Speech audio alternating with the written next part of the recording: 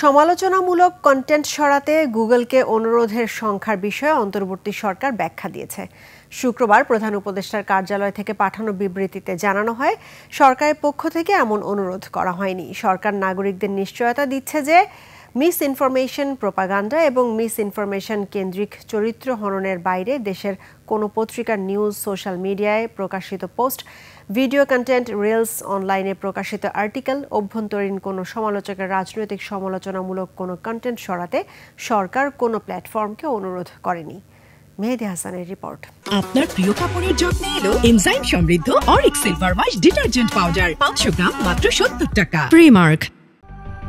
তথ্য প্রযুক্তি প্রতিষ্ঠান গুগল নিজেদের 2025 সালের জানুয়ারি থেকে জুন মাসের স্বচ্ছতা প্রতিবেদন প্রকাশ করেছে। তাতে বাংলাদেশ সরকার কি ধরনের কন্টেন্ট সরিয়ে নিতে অনুরোধ করেছে, কি পদক্ষেপ নেওয়া হয়েছে তা তুলে ধরা হয়। প্রতিবেদনে বলা হয়, এ সময় সরকার গুগলের কাছে কন্টেন্ট সরানোর জন্য 279টি অনুরোধ করেছে। এর মধ্যে আইটেম হচ্ছে 1023টি। 2025 সালের জানুয়ারি থেকে জুন পর্যন্ত গুগলকে 279টি অনুরোধ করেছে সরকার। এর মধ্যে আইটেম হচ্ছে 1023টি। 2024 সালের প্রথম 6 মাসে এমন অনুরোধ ছিল 337টি এবং আইটেম ছিল 4470টি। এবছর পাঠানো অনুরোধের মধ্যে সবচেয়ে বেশি 181টি ছিল সরকারের সমালোচনামূলক কন্টেন্ট সরানোর।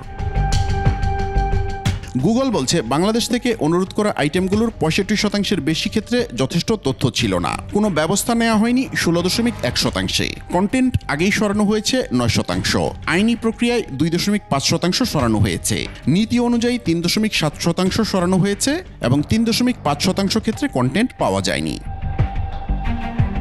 এদিকে সরকার তার ব্যাখ্যায় বলছে, মিস ইনফরমেশন, প্রোপাগান্ডা এবং চরিত্র হননের বাইরে দেশের কোনো পত্রিকার নিউজ, সোশ্যাল মিডিয়ায় প্রকাশিত পোস্ট, ভিডিও কন্টেন্ট, রিলস, অনলাইনে প্রকাশিত আর্টিকেল, অভ্যন্তরীণ কোনো সমালোচকের রাজনৈতিক সমালোচনামূলক কোনো কন্টেন্ট সরাতে সরকার কোনো প্ল্যাটফর্মকে অনুরোধ করেনি।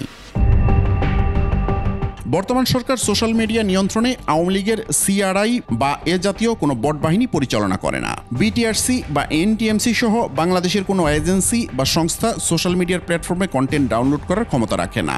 সেজন্য যে কোনো অনুরোধ সোশ্যাল মিডিয়া ও টেক প্ল্যাটফর্মকে জানাতে হয়। এদিকে ফ্রিডম হাউসের 2025 সালের রিপোর্টে জানানো হয়েছে, এবছর বাংলাদেশ ইন্টারনেট স্বাধীনতার ক্ষেত্রে একক দেশ হিসেবে সারা বিশ্বে সর্বোচ্চ অগ্রগতি অর্জন করেছে। দেশটির স্কোর গত বছর 40 থেকে বেড়ে 45 হয়েছে, যা 7 বছরের মধ্যে সর্বোচ্চ। মেহেদী হাসান, 21 টেলিভিশন, ঢাকা।